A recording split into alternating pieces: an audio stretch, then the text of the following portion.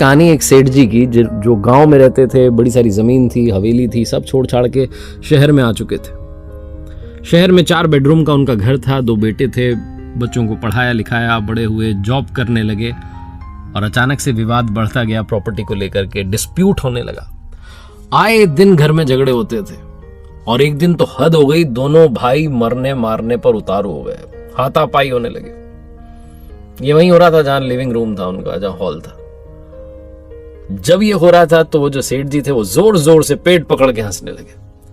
दोनों भाइयों को समझ में नहीं आया कि क्या हो गया। उन्होंने कहा, पापा यहाँ झगड़ा चल रहा है और आप जो है हंसते चले जा रहे हैं। पिताजी ने कहा, बात ही ऐसी है, तुम इतनी छोटी सी बात के लिए इतना झगड़ा कर रहे हो। हमारे पास में तो अनमोल खजाना है, वो दिखाता हूं तुम्हें, चलोगे? दोनों भाइयों के कान जो थे सुनने के लिए तैयार थे। कहां पर है, कहां चलेंगे, कैसे चलेंगे? पिताजी ने कहा, अरे सुनो सुनो, आराम से सुनो। पहली बात तो तुम झगड़ा नहीं करोगे तो मैं लेके चलूंगा, प्रेम से चलेंगे। उन्होंने कहा, ठीक है जी, 3-4 दिन की छुट्टी ले लो, चल कर आते हैं। अगली सुबह वो बस यात्रा के लिए तैयार थे। 10 घंटे का रास्ता था, बहुत ही इंटीरियर में जाना था, अपने पुराने गांव में जाना था जहां रहते थे।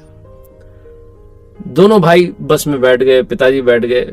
अंदर जब गए बस में, देखा कि 2 ही सीट खाली थी, जाने वाले 3 थे।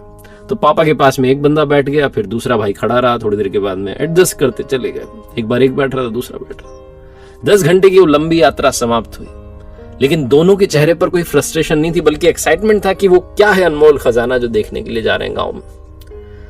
गांव में पहुंचे तो पिताजी के पुराने जानकार मिल गए, नमस्कार करते हुए, हाय हेलो करते हुए आगे बढ़े और गांव के आखिरी कोने पर पहुंचे तो दूर से दिख रही थी एक हवेली जो जिसके पास पहुंच चुके थे। लेकिन जैसे जैसे पास जाते गए उन्हें दिखाई दिया कि हवेली खंडर हो चुकी है। वो जो पापा थे उन्होंने देखा सेठ जी ने कि ये तो पूरी बेकार हो चुकी है, कबूतरों ने घोंसले बना लिए, झाड़ियां उग गई हैं, वीरान सुनसान हो गई है। और जहां उन्होंने देखा वो हवेली के बाहर ही बैठ करके रोने लग गए, रोते चले जा रहे थे। दोनों भाइयों को समझ में नहीं आया, पापा को क्या हो गया? पूछा, पापा क्या हुआ? पिताजी ने कहा, याद करो वो बचपन जब तुम इसी आंगन में खेला करते थे, शायद तुम्हें अच्छे से याद ना हो, तुम बहुत छोटे थे, हम तुम्हें लेकर के चले गए शहर में, तुम्हें पढ़ाना था, लिखाना था, आगे बढ़ाना था।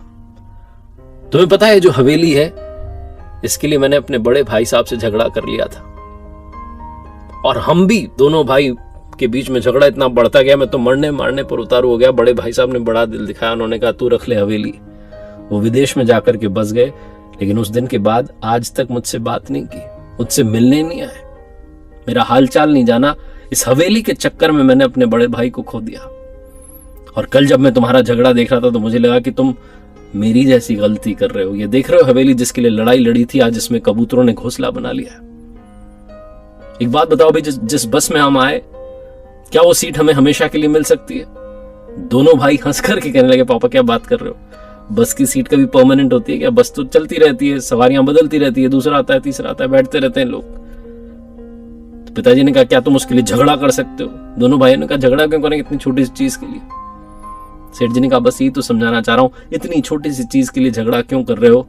ये भी तो बस की यात्रा है, कोई आएगा फिर कोई आएगा, सीट पर सवारियां बदलती रहेंगी।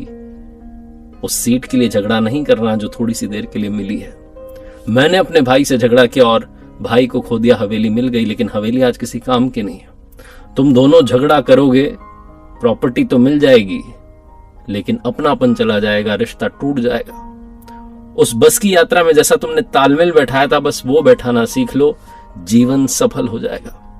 बहुत छोटी सी कहानी जो बताती है कि मटेरियलिस्टिक दुनिया के पीछे हम इमोशनल दुनिया को बहुत पीछे छोड़ा है। अगर आप भागते दौड़ते रहेंगे सिर्फ उस अंधी दौड़ में जिसमें आगे जाकर अंधेरा है, तो आप वो अपनापन, प्यार, मोहब्बत खोते चले जाएंगे। एक बार फिर से वही बात जो अक्सर आपसे कहता हूं, ऊपर वाले के आशीर्वाद, अपनी मेहनत और अपनों के प्यार के साथ कर दिखाओ कुछ ऐसा कि दुनिया करना चाहे आपके जैसा।